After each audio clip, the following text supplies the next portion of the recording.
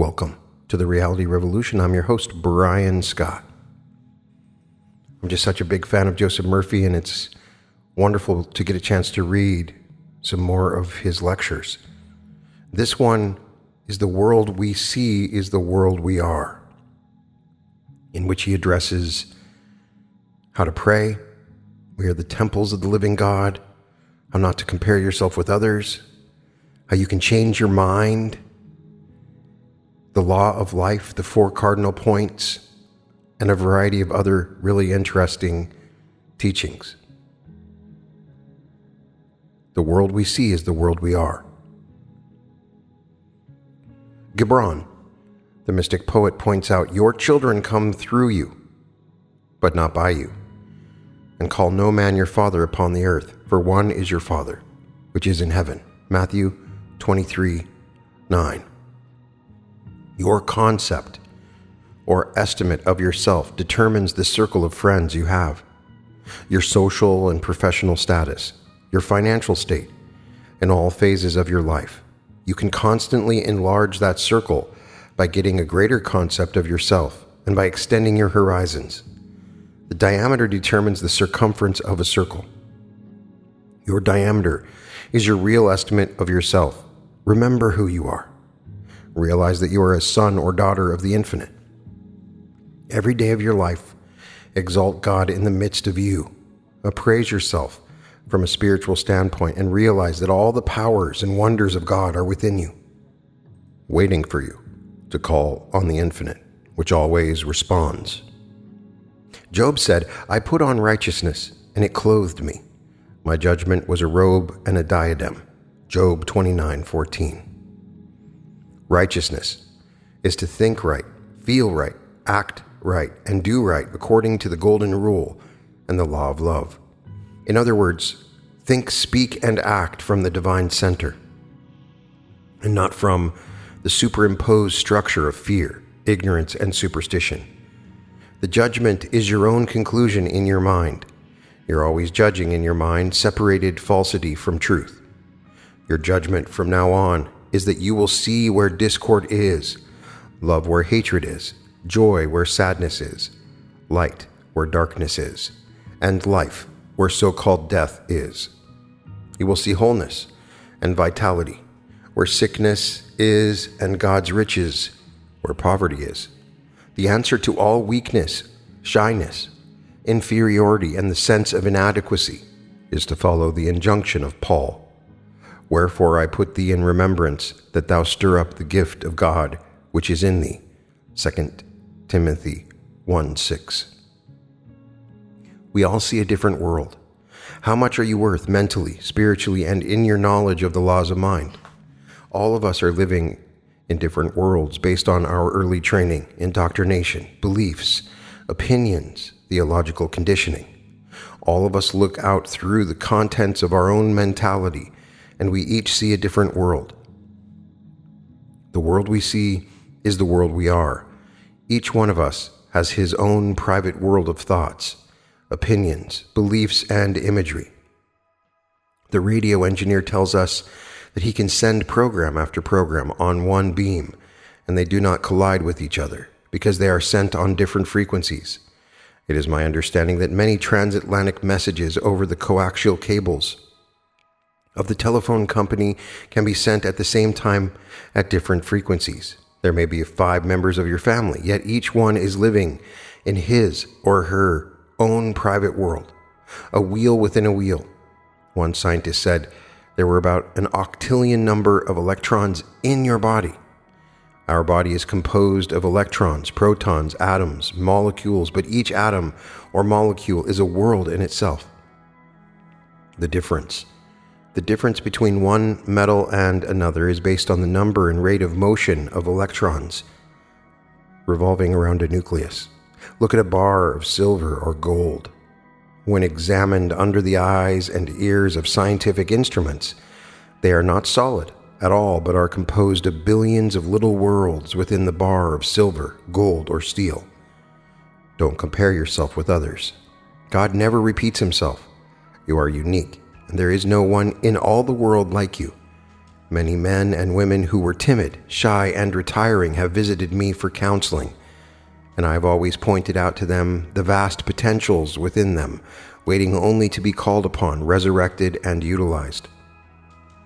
I explained to them when fear came to mind, it meant they were supposed to call on the divine reserves within them, thereby enabling them to overcome fear. As they practice calling on the God presence for guidance, strength, and wisdom, they rise from that sense of inadequacy and keep going when others give up. One man who had been born in poverty told me that the reason he had reached the presidency of his company was due to his tremendous drive to overcome poverty and achieve his true place in life. His lack urged him on and acted as a powerful incentive to his ascent up the ladder of life. Many women with an inferiority complex have told me that it was this sense of insecurity, inadequacy, and inferiority which acted as their main driving force to excel, advance, and go up the ladder of life. A formula which I have suggested to many women is as follows. Stand before a mirror every morning for 5 or 10 minutes and affirm out loud, I am a daughter of the infinite. I am a child of eternity. My Father is God and God loves me. As they keep using this prayer regularly every morning, it gradually sinks down by a process of mental and spiritual osmosis into their subconscious mind. This new concept of themselves being impregnated in their deeper mind comes forth, and their whole life is transformed. The law is, what is impressed in the subconscious is expressed. When you pray, go back to the Father of all. You come from a noble lineage when you contemplate your Father or God, or this invisible presence and power which created all things, visible and invisible. Heaven means the infinite intelligence in which you live, move, and have your being. When you pray, go back to the source of all life and claim guidance, wisdom, abundance, and inspiration from the pristine presence within, the Father of all. We are the temples of the living God. It is true, of course, that we inherit through the genes the color of our eyes, hair, skin, and many other characteristics. We are told that we also inherit the inclination to acquire certain diseases, and that stupidity and a high intelligence quotient are passed on to us by our parents. It is time that we ask ourselves, however, what we have inherited from the infinite presence and power of God within us. Actually, we are temples of the living God, and we are here to reveal all the powers, attributes, and qualities of God inherent within us. Think of it this way. You were a boy who had a father who was a boy who had a father. Keep on going back. Where does it lead you? Back to the primordial cell, the divine source, the Father of all. All religions say, our Father, all of us have a common progenitor, the life principle. The genes of Abraham, Moses, Jesus, Elijah, Muhammad, etc. are all within us. So are the genes of Genghis Khan, Socrates, Plato, and Aristotle. If you are a Native American, ponder over all the ancestors you've had since the Pilgrims landed. A mathematician could figure it out for you quickly. Robbie Wright, a young physicist whose lineage goes back to the early 16th century, figured he had 17,000 ancestors since 1600. As children, all of us were impressionable, malleable, and subject to the beliefs, thoughts, and conditioning of our parents. We did not possess the spiritual understanding or reasoning to reject all the negative thoughts and fears given to us. As an adult, you are responsible for the way you think, feel, believe, and act. You are the only thinker in your world. You and you alone are completely responsible for the way in which you act and react. You are what you think all day long. As you think and feel, so are you, and so do you become. Conditions are not the cause of your good fortune or misfortune. Refuse to give power to conditions, circumstances, events, or to the genetic records of parents, grandparents, or all the ancestors who preceded you. Men, women, and conditions are not the cause of your good fortune or misfortune. The supreme cause, the only cause and power, is spirit. You are not bound by karma or the past. God indwells you. Rejoice and be glad and grow tall in wisdom, truth, and beauty. Whatever you were taught by the theologians, parents, uncles, aunts, or teachers can be unlearned. The beliefs and traditional concepts you acquired when young, or the mere fact you imitated the superstitious acts of your grandfather when you were 8 years old, can all be changed and rectified now, this very moment. Fill your mind with the truths of God, and you will then crowd out of your mind everything unlike God. Lincoln failed many times in his political career, but he kept on persisting, having faith and confidence in a supreme power to lead him and guide him. He did not look at his so-called handicaps. He walked 40 miles to hear a lecture.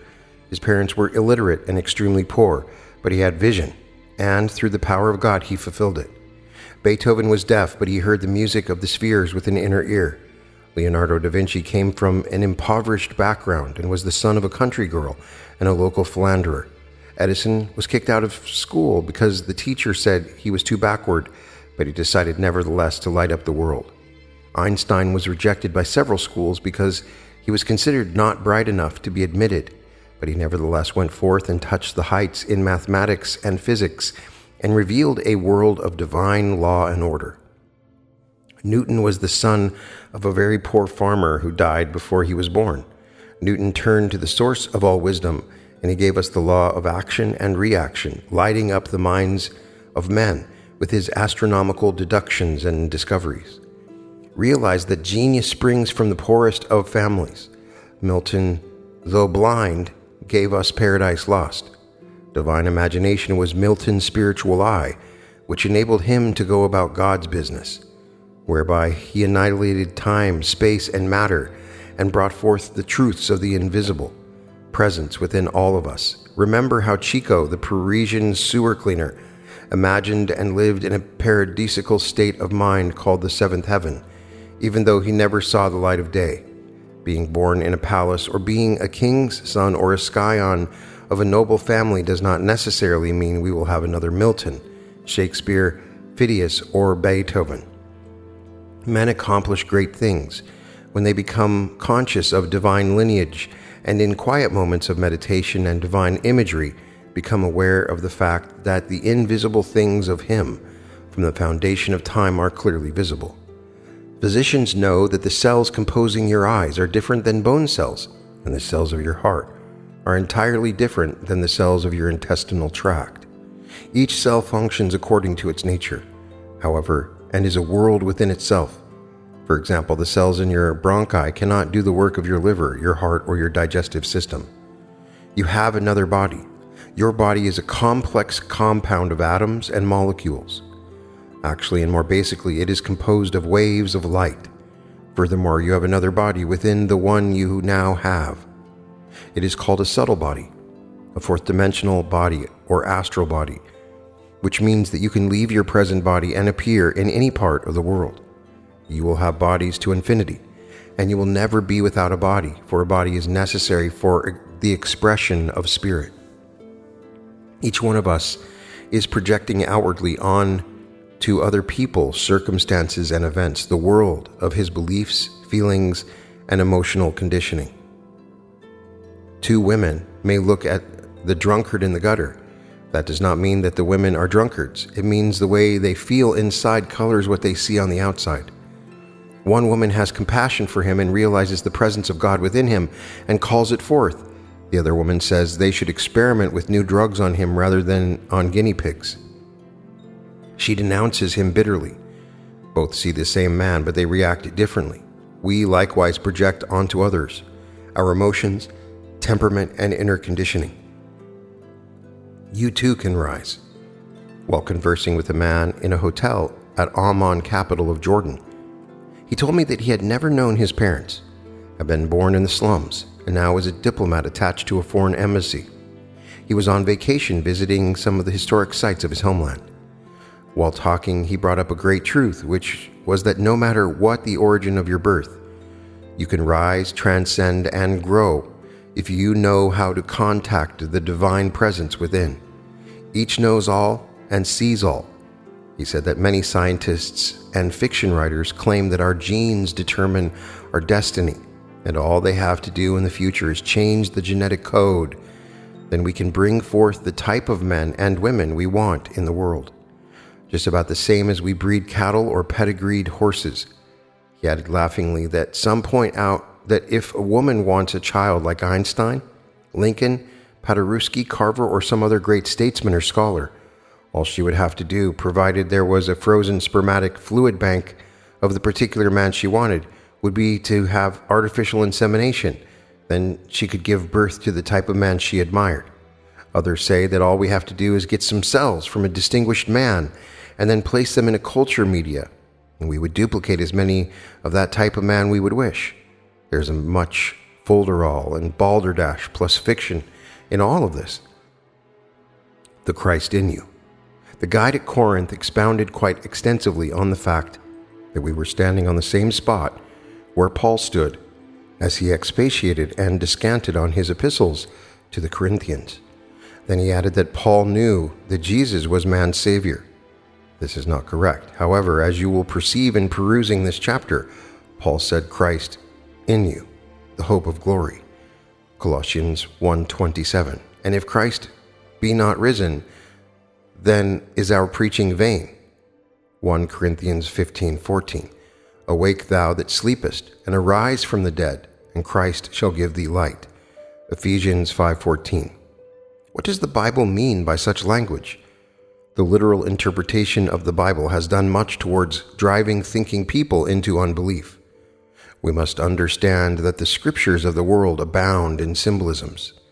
Many phrases and chapters of the Bible reveal the impossibility of being rendered literally, and if any part is admitted to be figurative, allegorical, and mystical, so many other parts may be. The men who wrote the Bible, most of whom are nameless, said to themselves, "We know what we wish to convey, but how can we explain it to the people?" Therefore, they decided to speak of problems, difficulties, war, strife, sickness, etc., and then explained how to overcome the problems of which they spoke.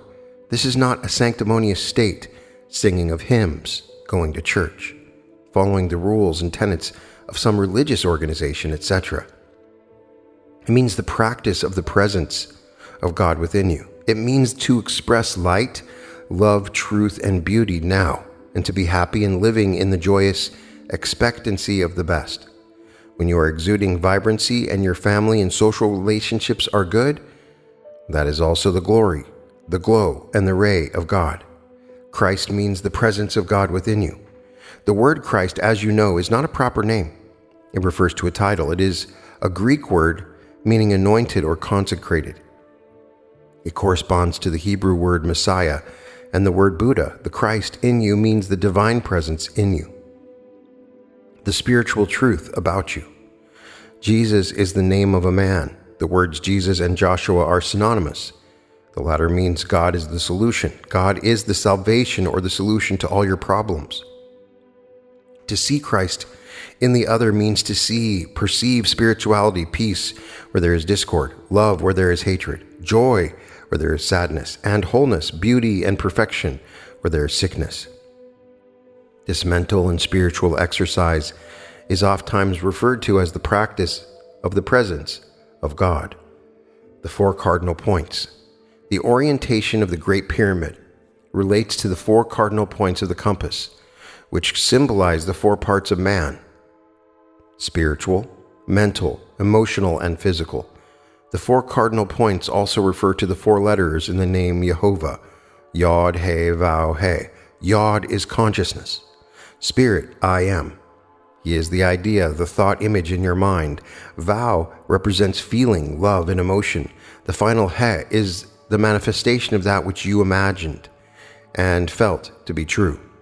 This is the way all things are made. There's nothing made that is not made this way. The law of life. A rancher who accompanied us asked me, "Why are the first fruits given to the Lord?"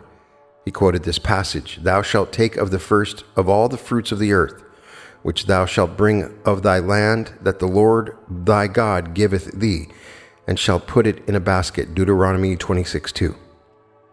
There is a custom among many people in the Middle East and other places to let the first fruits die as they belong to God. The firstborn, according to the traditions of Israel, gets the property or estate. There is the law of primogenitus in some countries, where it is seniority by birth in a family having the same father and mother. In English law, it is the exclusive right of inheritance belonging to a firstborn son. The law of life is a reversal of all this. To reject the first fruits and eat only those that follow is all due to misunderstanding. The explanation is simple. All it means is this: that which you now are and that which you long to be. You must die to the old state and live to the new. In other words, you exalt and nourish the ideal in your mind, knowing that an almighty power is moving on your behalf. As you remain faithful to your ideal, it will gel within you, and the old state dies and the new manifestation appears. And I, if I be lifted up from the earth, will draw all men unto me. John 12:32. This means that when through prayer and meditation you lift your ideal up to the point of acceptance, the manifestation will appear.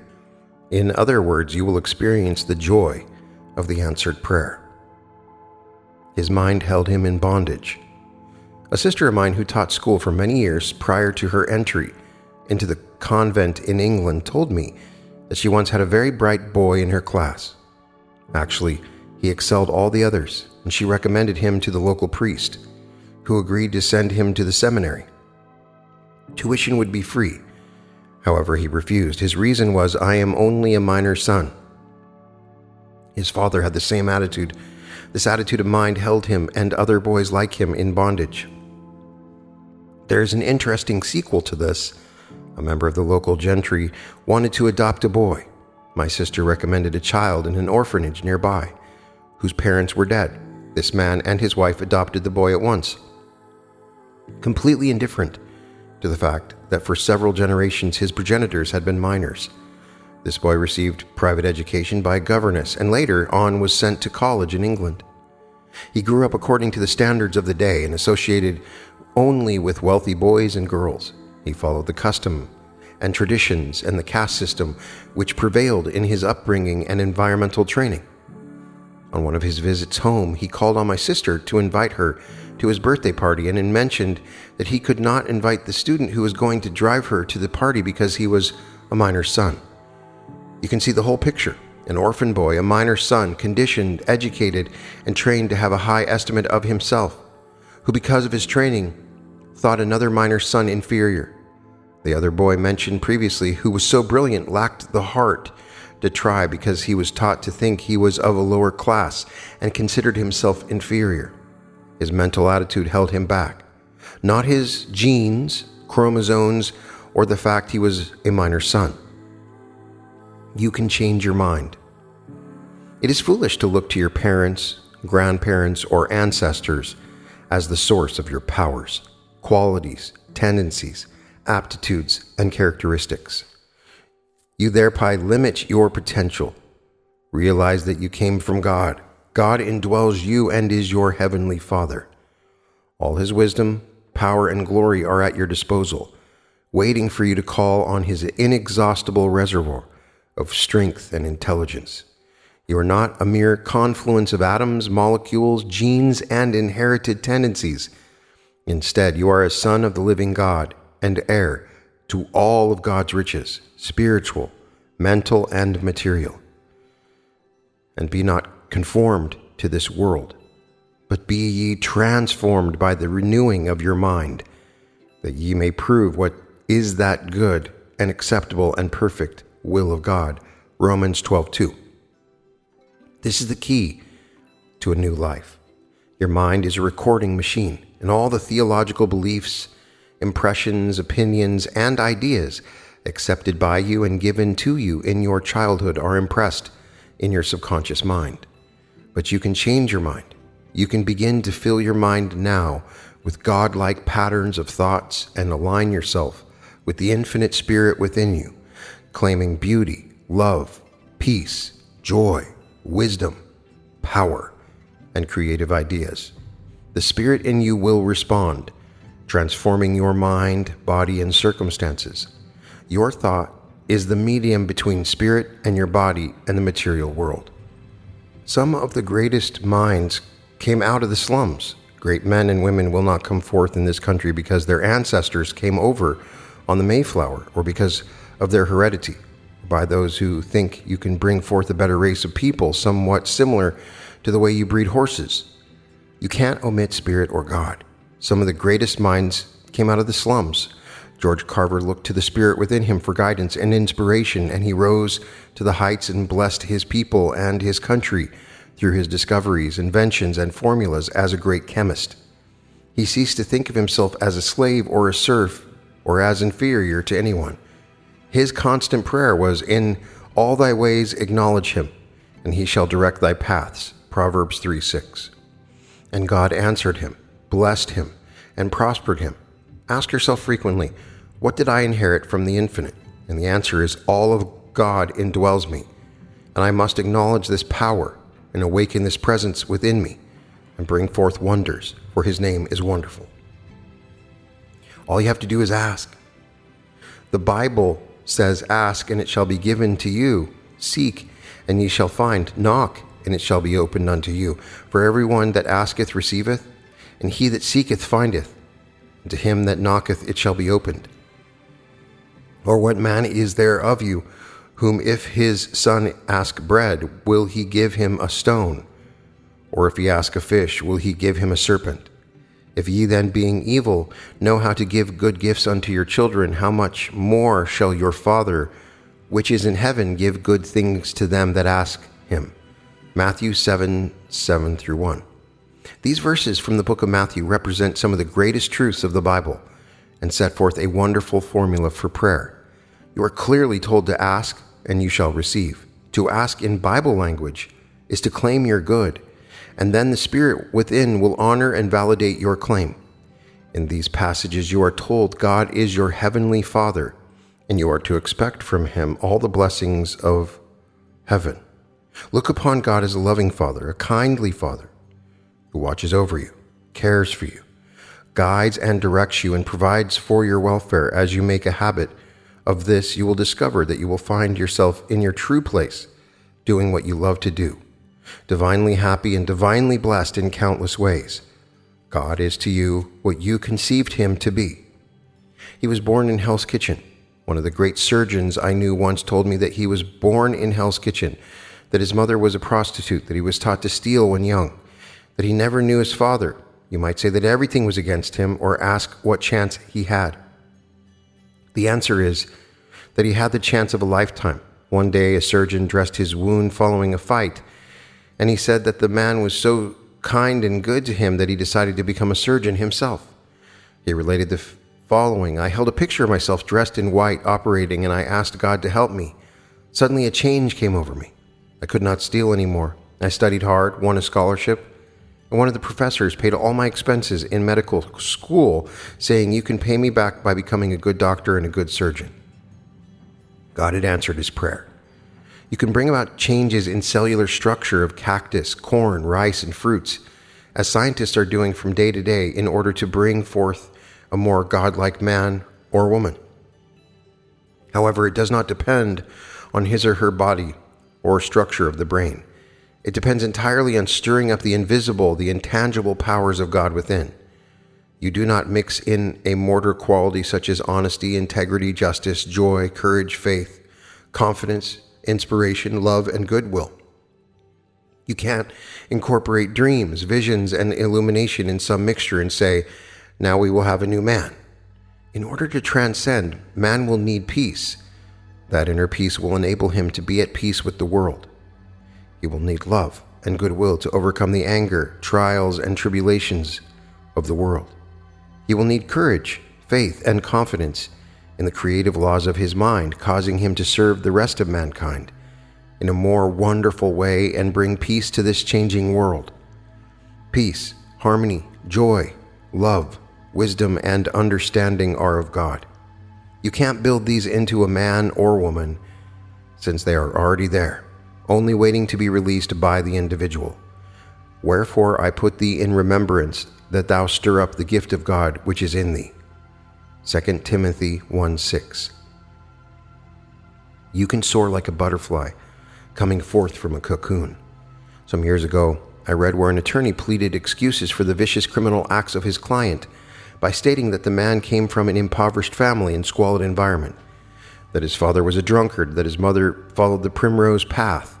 The wise judge said to him, "Don't give me that story. This man's brother, brought up in the same area, under the same environmental conditions, is one of our most distinguished jurists in the state.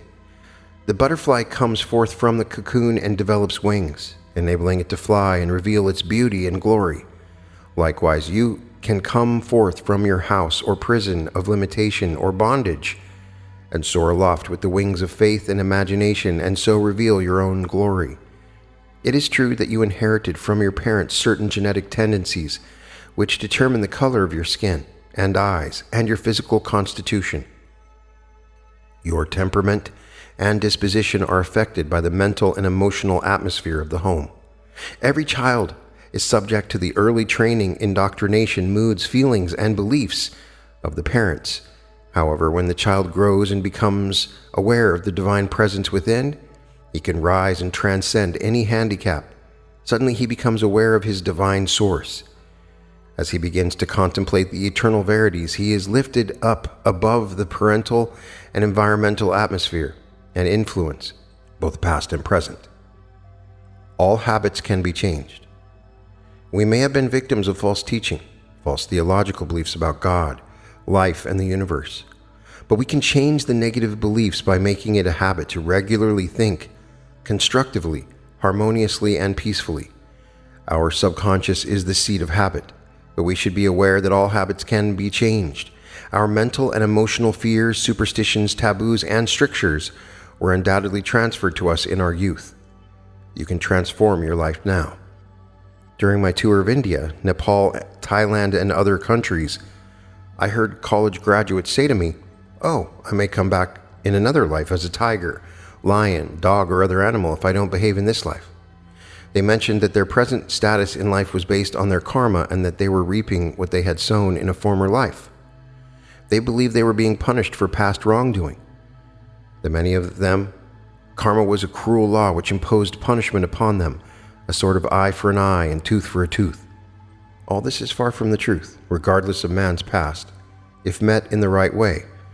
Divine love dissolves everything unlike itself. God is the eternal now.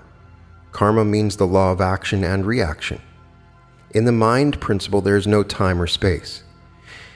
Any man can transform his life now by giving himself a divine transfusion of love, light, and truth. He wipes out the consequences of past errors through the cleansing of his subconscious mind. When we pollute or impress false beliefs in our subconscious mind, we suffer the consequences, or we can eradicate them by scientific prayer, which is the practice of the presence of God. You are a belief expressed. Your subconscious assumptions, beliefs, and convictions dictate and control all your conscious actions. In other words, you are a belief expressed. Come to a decision now and realize you will no longer be subject to the false patterns of thought given to you when young. Spirit, or God, in you is the only presence, power, cause, and substance. Join up with your Heavenly Father and transform your life. Modern science knows that spirit and matter are incontrovertible and interchangeable, that matter is simply spirit slowed down to the point of visibility. It is wrong to say that you are conditioned by your environment, your home, your job, your business, your surroundings, as it is suggestive only. But if accepted by you, you will continue to repeat the same old patterns as your forebears and perhaps live the same old life based on creeds, dogma, and tradition. Externals are not creative. The creative power is in you. A scientific thinker does not make a created thing a cause. It is an effect. Knowing the location of the creative power and the primal cause, you will no longer attribute to any person, place, or situation the power of creation or generation. Your own thought is the only creative power of which you are aware. Do not deny what you affirm. Dormant and inherent within you are all the powers of the infinite. A wonderful prayer to practice is as follows: God is, and His holy presence flows through me as beauty, harmony, love, joy, wisdom, understanding, divine guidance, and abundance. I know it is just as easy for God to become all these things as it is a blade of grass, and I give thanks that it is so. Reiterate these truths 3 or 4 times, night and morning, making sure that you do not subsequently deny what you affirm, and you will find that you really are a son or daughter of the infinite and a child of eternity. All the powers of the infinite begin to move through you, which is called in the Bible the Christ in you, the hope of glory. Look always to your spiritual inheritance and never to your human parents or ancestors. You have power over your life and the means and capacity to transform your world. It is time for you to claim your kingship because you are a king over your entire conceptive realm. Remember, you could go into the jungles of some country and adopt a boy who is primitive and illiterate and then teach him the wisdom of God and have him practice right thought, right feeling, and right action, while all the time reminding him that he is the son of a king and heir to the throne. And the boy will believe you. He will play the role of a prince. He will develop a regal bearing and noble stance. Gradually, he will become a king over his thoughts, words, deeds, actions, and reactions, and assume his sovereignty over his life. This happens because the Almighty King is within him. Otherwise, it could never happen. You are the son of the living God. Claim your inheritance now. The inner voice will say to such a person, "Thou art my son. This day have I begotten thee." Hebrews 1:5. The idea of karma comes from the East. The crimes, errors, mistakes, and heinous offenses of man can be expunged from the subconscious mind, banishing and freeing the person from the results or punishment naturally accruing to the impressions made in the subconscious. Perfunctory prayer or joining some church will not do this. Nothing superficial will suffice, but an intense desire and a real hunger and thirst on the part of the individual for a new birth in God, which alters fundamentally his character, plus a constant saturation of his mind with eternal verities, will wipe out the punishment or reaction from the subconscious. The action of the conscious mind and the reaction is that of the subconscious mind. Karma is not some dread sentence to be overcome or which has to be expiated. The idea of karma comes from the East, but in all sacred writings, including the Bhagavad Gita, you will find that if you return to the divine center and contemplate the truths of God, that is the end of the old state and the birth of the new. All adversity is redemptive and remedial through the practice of the presence of God.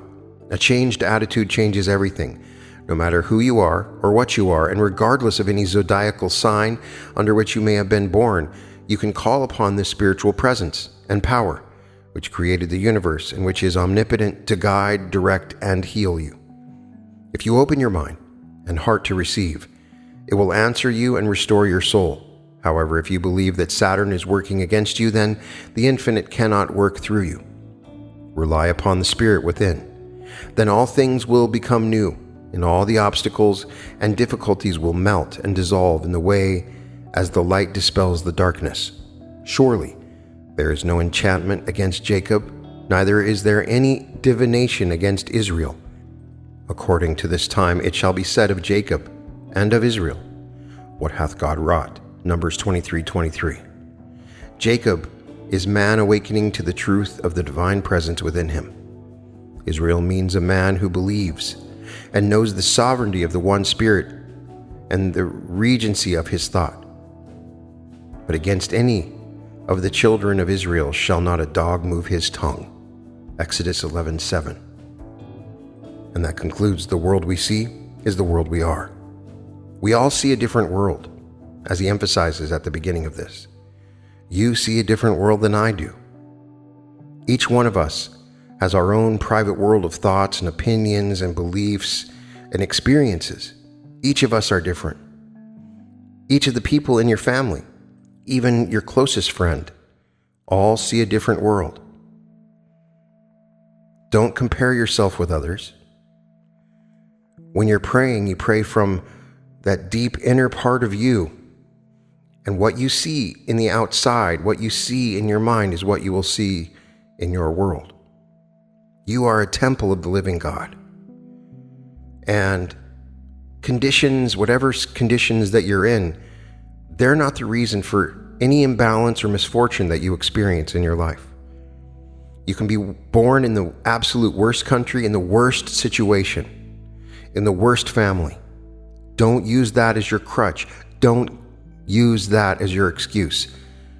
We all have traumas that we experience. Don't use those traumas to justify your misfortunes. You can overcome these things. You can understand that you are above all of that. And because you are tuned in to this infinite power, all things are possible. Within you is the Christ. Within you is this God presence. And if you move into this God presence, understanding the law of life, you can move into whatever it is that you want. You can change habits. You can overcome any situation that you're in. The primary idea behind this is forget about where you're at right now. Forget about your situation. No matter how harsh or terrible it seems, it doesn't have to be the reason that you have a terrible future. Just forget about it and see something else, and see a world of hope, opportunity, and peace by entering into the true powerful presence that is within you. Don't deny what you affirm. Affirm, once again, that God is, and His holy presence flows through me as beauty, harmony, love, joy, wisdom, understanding, divine guidance, and abundance. I know it is just as easy for God to become all these things as it is a blade of grass, and I give thanks that it is so. Continue to reiterate that truth, and don't deny your true power, and that you are the son of the infinite, or the daughter of the infinite. Don't attribute the stars or any other reasons or karma as to why you are failing. It is all within, and you have all the power. You can find all episodes of The Reality Revolution at therealityrevolution.com. And welcome to The Reality Revolution.